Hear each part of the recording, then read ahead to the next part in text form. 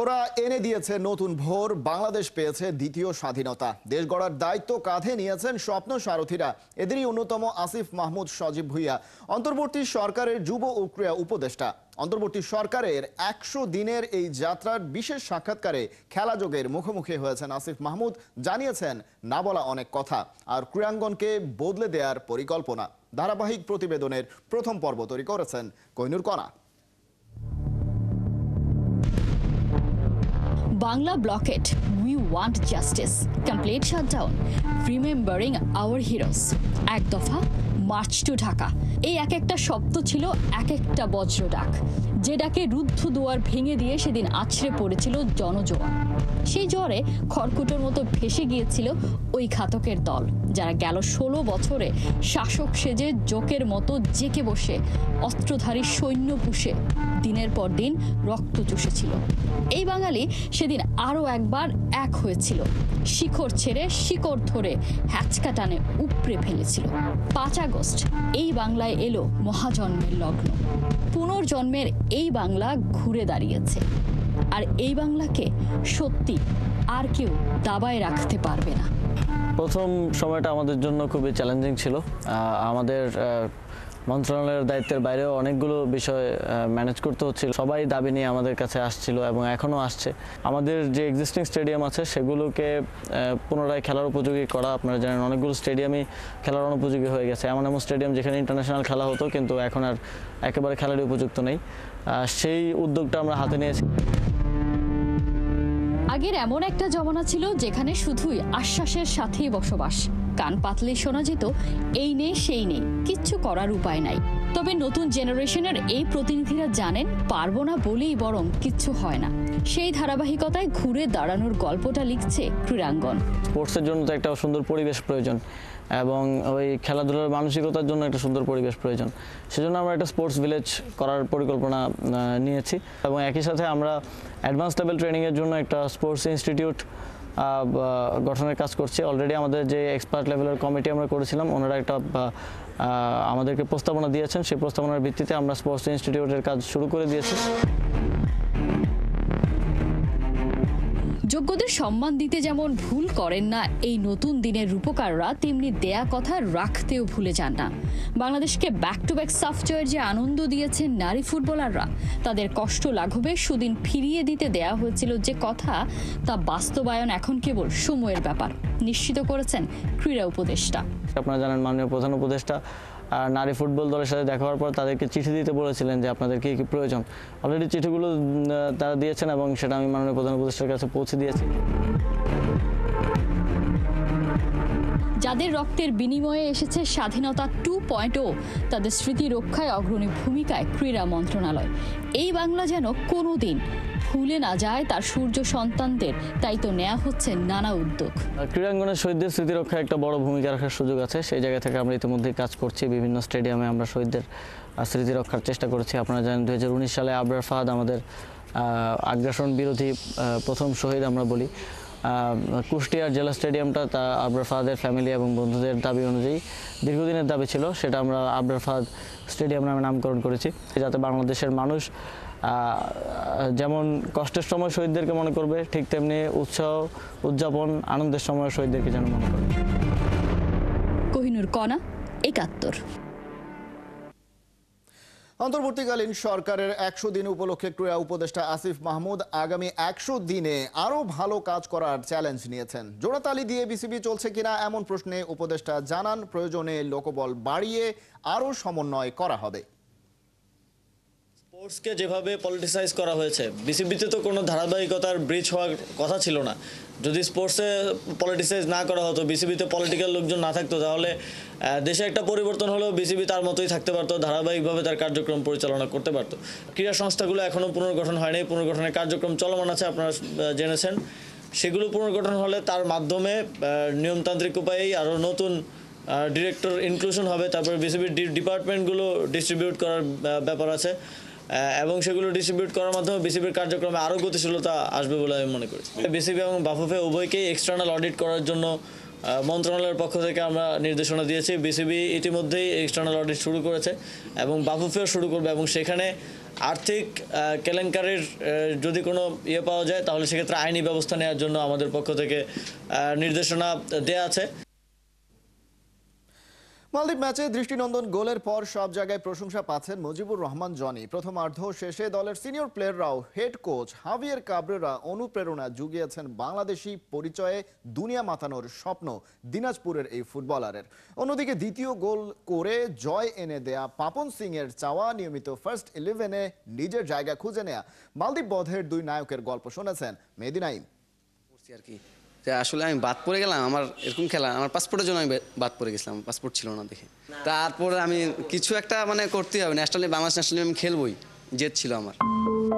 দিনাজপুরের জনি এখন পুরো বাংলাদেশের। মালদ্বীপকে করিয়ে দিয়েছে চুপ। ঘরের মাঠে চলতি বছর প্রথম জয় পায় বাংলাদেশ, আর এক গোলেই রাতারাতি জনিকে এনে দেয় খ্যাতি। মালদ্বীপের বিপক্ষে যখন 1-0 গোলে বাংলাদেশ পিছিয়ে ছিল, তখন মালদ্বীপের 4 ডিফেন্ডারকে ডস দিয়ে ওই গোলটা করা কি কাজ করেছিল তখন মাথায়? ইনস্ট্যান্ট আমি মাথায় কেস করছি যে আমি ফার্স্ট আমি দেখছি, বাট দেখি যে মেন, সো দেন কাট করে আমি শুট করছি। মানে এই ধরনের অ্যাটেম্প কি তুমি বয়স ভিত্তিকেও নিয়ে সাফল্য পেয়েছিলে কিনা, সেটা এক্সিকিউশন আমরা ন্যাশনাল টিমে দেখতে পেলাম কিনা? যে বয়স ভিত্তিকে কিন্তু আমার গোল আছে আন্ডার 19-এ এবং বাহারাইনে, সো সেম ক্যাটাগরি আর কি, ডোজ করে আর কি গোল করা। ওই গোলের পরে কারো কল পেয়েছো? ডেফিনেটলি অনেকজন ফোন দিছে, বন্ধু বান্ধব থেকে শুরু করে আমার ইনস্টাগ্রাম পেজ থেকে শুরু করে ফ্যামিলি এবং দিনাজপুর জেলা সবাই অনেক অনেক অনেক ফোন করছে। তো বলছে যে অনেক অসাধারণ গোল, আসলে এরকম গোল কিন্তু আসলে বাংলাদেশের মাঠে দেখে নেই। তো সবাই আমাকে কংগ্রাচুলেশন জানাচ্ছে যে সামনে আরও এগিয়ে যাওয়ার। ওরকম একটা গোল করার পরে টিমের যে বড় ভাইরা ছিল ড্রেসিং রুমে, তারা কি বলেছে? হ্যাঁ, গোল করার সময় তো রাকিব ভাই অলরেডি আমাকে বলছে যে তুই গোল পাবি, কারণ তুই আমাদের যে চেঞ্জিংয়ে খেলছিস সেই খেলাটাই ফার্স্ট হাফে খেল, তুই গোল পাবি। এবং তবু দাদা সোহেল ভাই সবাই আমাকে আর কি ইনক্রেজ করছে যে না পারবি তুই। মা বাবার সাথে কথা হয়েছে গোলের পরে? তারা কি খেলাটা দেখেছেন? কি বলেছেন আম্মা বা আব্বা? মা বাবা সবসময় বলে যে বাবা একটা গোল করতে হবে, বাবা একটা গোল করতে হবে, দেশে কেউ গোল পাচ্ছে না, গোলে আমরা আর কি ভুগতেছি। তো বাবা মা ভাইয়া সবসময় বলতো যে একটা গোল কর, তুই তোর পায়ে একটা গোল দেখতে চাই। রাতে ম্যাচ জয়ের পরেই নেত্রকোনার বাস ধরেছেন আরেক গোলদাতা পাপন সিং। এক গোলের ড্রয়ের পর ম্যাচের ইনজুরি টাইমে তার গোলেই যে বছরের শেষ ম্যাচটায় জয় পায় বাংলাদেশ। কোচে আমাকে যে ডিউটি দিয়েছিল সেই ডিউটি পালন করেছি এবং গোল পেয়েছি আর কি। আমি নিজে আরো পরিশ্রম করে ন্যাশনাল টিমে জায়গা করে নিব, বেস্ট 11-এ। মাঠে যতটুকু সময় পাই চেষ্টা করি নিজের বেস্ট দেওয়ার জন্য আর কি। জনি পাপন দুজনেই জেনারেশন জির ফুটবলার। নতুন বাংলাদেশে ফুটবলেও নেতৃত্ব দিচ্ছে অকুতভয় তরুণরা। মেহেদী নাইম, ৭১। সাবজয়ী প্রতিটা নারী ফুটবলারের জীবনে লুকিয়ে আছে আত্মত্যাগের গল্প, যেমনটা রয়েছে আফিদা খন্দকার প্রান্তিরও। পরিবার ছেড়ে বিকেএসপিতে বড় হওয়া, বয়সভিত্তিক দল থেকে শুরু করে সবশেষ জাতীয় দলের হয়ে সাফের শিরোপা জেতা, সবকিছুই সম্ভব হয়েছে পরিবারের অনুপ্রেরণার কারণে। অর্ণবাপীর রিপোর্ট। বাবা মানে হাজার বিকেল আমার ছেলেবেলা, বাবা মানে রোজ সকালে পুতুল পুতুল খেলা, বাবা মানে কাটছে ভালো যাচ্ছে ভালো দিন, বাবা মানে জমিয়ে রাখা আমার অনেক ঋণ। মেয়েদের সাউথ এশিয়ান গেমস প্রথম ম্যাচে প্রতিপক্ষ পাকিস্তান। সেই ম্যাচে বাংলাদেশ 1-1 গোলে ড্র করে। দ্বিতীয় ম্যাচে ডু অর ডাই, সেমিফাইনালে ওঠার জন্য ভারতকে হারাতেই হবে। সেই ম্যাচে প্রথম গোল করে প্রান্তি দলকে যে আত্মবিশ্বাস দিলেন, সেই আত্মবিশ্বাসেই কিন্তু বাংলাদেশ সাফের টানা দ্বিতীয়বারের মতো চ্যাম্পিয়ন।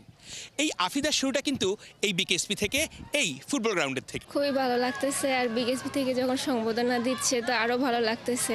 বিকেএসপি থেকেই উঠে যাওয়া আর কি ন্যাশনালে, তো আবার এখানে এসেই ফিরে আসা। একটা সময় তো এই মেয়েকেই প্রথমবার হাত ধরে বিকেএসপিতে দিয়ে গেছেন।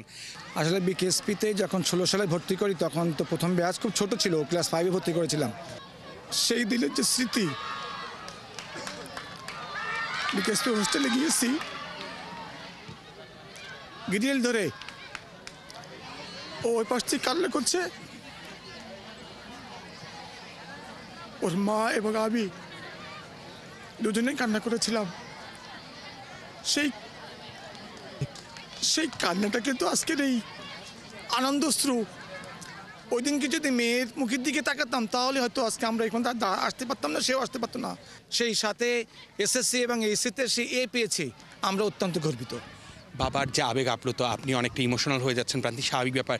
সেই মুহূর্তগুলো ভেবে আসলে কিরকম লাগে যখন মা বাবাকে ছেড়ে, পরিবারকে ছেড়ে দূরে থাকতে হয়েছে, প্র্যাকটিস করতে হয়েছে? মানে ফুটবলের জন্য আত্মত্যাগটা অনেক রয়েছে, তাই তো প্রান্তিক? অবশ্যই। যেদিন প্রথমে আসি সেদিন খুব কান্না করতেছিলাম, আজকে যখন সংবর্ধনা পাচ্ছি আজকেও কান্না করতেছি, জানি না কেন। আসলে এটাই হচ্ছে নারী ফুটবলারদের জীবনের গল্পগুলো। অনেক আত্মত্যাগ, অনেক কিছুর বিনিময়ে কিন্তু তারা একটা জায়গায় পৌঁছাতে পারে। আর খেলাধুলাই হচ্ছে এরকম একটা অঙ্গন যেখানে গৌরব ছিনিয়ে আনলে তার প্রতিদানে অনেক কিছুই পাওয়া যায়। অর্ণব বাপি, ৭১, ঢাকা। ক্রিকেট খেলুড়ে দেশগুলোতে আলোচনার কেন্দ্রে ইন্ডিয়ান প্রিমিয়ার লিগের মেগা অকশন। এবারের আইপিএল এর নিলামে আছেন বাংলাদেশের ১ ডজন ক্রিকেটার। ফ্র্যাঞ্চাইজি ক্রিকেটের সব সময় বড় মঞ্চে পারফর্ম করার সাহস এবং সামর্থ্য নাকি আছে রিশাদ হোসেনের। এই লেগ স্পিনিং অলরাউন্ডারের পছন্দের দল কলকাতা নাইট রাইডার্স। সবখানে আলো কাটতে বোলিং ব্যাটিংয়ে স্কিল বাড়িয়ে তৈরি হচ্ছেন রিশাদ। সাইফুর রূপকের রিপোর্ট। আইপিএলের মালিকরা তো এমন অলরাউন্ডারই খুঁজছে, কবজির মোচড়ে বল ঘোরাতে পটু, ২-৪টা ছক্কা হাঁকিয়ে ম্যাচে পার্থক্য গড়ে দেওয়ার সামর্থ্যও আছে। আইপিএলের নিলামে নাম উঠবে রিশাদ হোসেনের। Base price ৭৫ lakh rupee. ২৪ ও ২৫ নভেম্বরের মেগা অকশন নিয়ে কতটা রোমাঞ্চিত বাংলার এই লেগ স্পিনিং অলরাউন্ডার? না, নর্মালি এরকম আমি চিন্তা করি না কখনো, যেমন বিপিএলের ড্রাফট নিয়েও চিন্তা করি না, যে নর্মাল থাকার চেষ্টা করি, যে কিছু একটা তো সব কিছু আল্লাহর হাতে। কোন আইপিএল টিম আপনার পছন্দ? এত বছর ধরে খেলা দেখছেন। এরকম স্পেসিফিক কোনো টিম করি নাই। এখন মনে করি আমি মনে মনে ভাবলাম চেন্নাই, আমার এখন হলো অন্য টিম, তাহলে তো আমার মনটা খারাপ হচ্ছে। আমি কোনো কিছু না আশা করি। ফেভারিট নর্মালি কলকাতা টিমের ভালো লাগে আর কি। শাহরুখ খান না, আমার কলকাতার সাকিব ভাই খেলছে, লিটন দা খেলছে। প্রশ্ন উঠতেই পারে, কি দেখে রিশাদকে নেবে আইপিএল এর দল? রিশাদের মাঝে ক্যারিবিয়ান একটা ফ্লেভার আছে। লেগ স্পিনারদের কদর সবখানেই। পিচে একটু ফায়দা পেলেই তারা ব্যাটারদের পেয়ে বসে। আইপিএল এর মাঝপথে কিংবা শেষের দিকে পিচগুলোতে স্পিন ধরার সম্ভাবনাও থাকে। আবার ব্যাটার রিশাদ ফিনিশিং রোলে পিঞ্চ হিটিংটাও করতে জানে। গেল মার্চে লঙ্কানদের বিপক্ষে টি-20তে ৩০ বলে ৫৩, ওডিআইতে খেলেছিলেন ১৮ বলে ৪৮ রানের ঝড়ো ইনিংস। সেই রিশাদই টি-20 বিশ্বকাপে বাংলাদেশের পক্ষে সবচেয়ে বেশি ১৪খানা উইকেটও পকেটে পুরেছেন। এরপরই একে একে ডাক পাচ্ছেন নানান দেশের ফ্র্যাঞ্চাইজি টুর্নামেন্ট থেকে। এবার কি তবে ইন্ডিয়ান প্রিমিয়ার লিগে? ভারতেও কদিন আগেও খেলে আসছেন, ভারতেই আইপিএল ওই কন্ডিশন ওই টাইপের পিচে আপনি কতটুকু কনফিডেন্ট যে আপনাকে যদি কোনো টিম নেয় আপনি ডেলিভার করতে পারবেন, আপনার সেই অ্যাবিলিটি বা সেই সাহসটা আছে কিনা? না, অবশ্যই আমি আমার উপর কনফিডেন্ট আছি। তো ভালো দিন খারাপ দিন যে কেউ যখন তখন যাইতে পারে। তো আমি এত কিছু নিয়ে আশা করতেছি না। ওয়ার্ল্ড কাপ শেষ করার পর অনেক কিছু বিষয় নিয়ে কাজ করতেছিলাম, ভেরিয়েশন এবং লাইন লেন্থ। তো আশা করা যায় ইনশাল্লাহ সামনে যে সিরিজগুলো আসবে ভালো করার চেষ্টা করব। কি অবস্থা? না, আলহামদুলিল্লাহ বেটার। আপাতত রিশাদের সব ভাবনা গ্লোবাল সুপার লিগ নিয়ে। রংপুর রাইডার্সের হয়ে মাতাতে চান ৫ দেশের ৫ ফ্র্যাঞ্চাইজির এই আসর। গায়ানার টার্নিং উইকেটে রিশাদই হতে পারেন রাইডারদের বাজির ঘোড়া। ১৮ কোটি মানুষের একটা মানে প্রাণ নিয়ে যাচ্ছে আর কি। যেমন বাংলাদেশ টিম বাইরে খেলতে যায় সেম টাইপেরই আর কি এটা হচ্ছে।